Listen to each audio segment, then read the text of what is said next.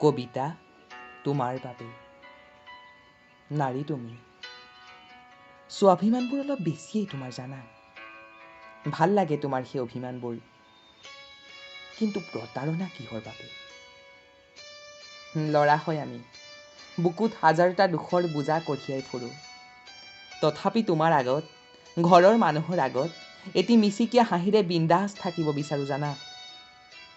আমাৰ ল'ৰাবোৰৰ দুখৰ পৃষ্ঠাৰ পেজবোৰ লুটিয়াই লুটিয়াই তোমালোক ভাগৰি পৰিবা।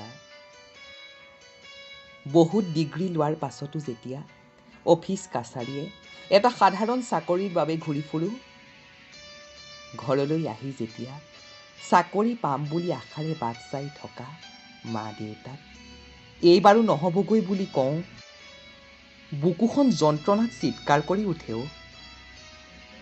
কিন্তু তুমি নুবুজিলা সেইবোৰ।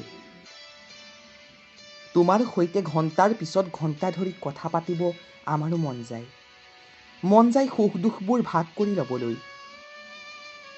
কিন্তু মা দেউতাৰ বেমাৰৰ ঔষধৰ কাগজখন যেতিয়া হাতত পৰেহি, হাতত এটকাও নথকাৰ পাছত যেতিয়া সমস্যাবোৰে বাট ভেটি ধৰেহি, জীৱনৰ হতাশাবোৰে যেতিয়া খামোচ মাৰি ধৰেহি, তেতিয়া যেন নিস্তব্ধ হৈ পৰোঁ।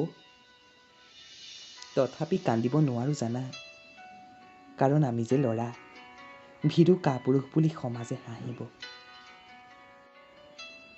ভগ্ন হৃদয়ৰ উচুপনিত ক্লান্ত সময়বোৰে মোক লৈ যায় তোমাক লগ পোৱা মধুৰ মুহূৰ্তখিনিলৈ।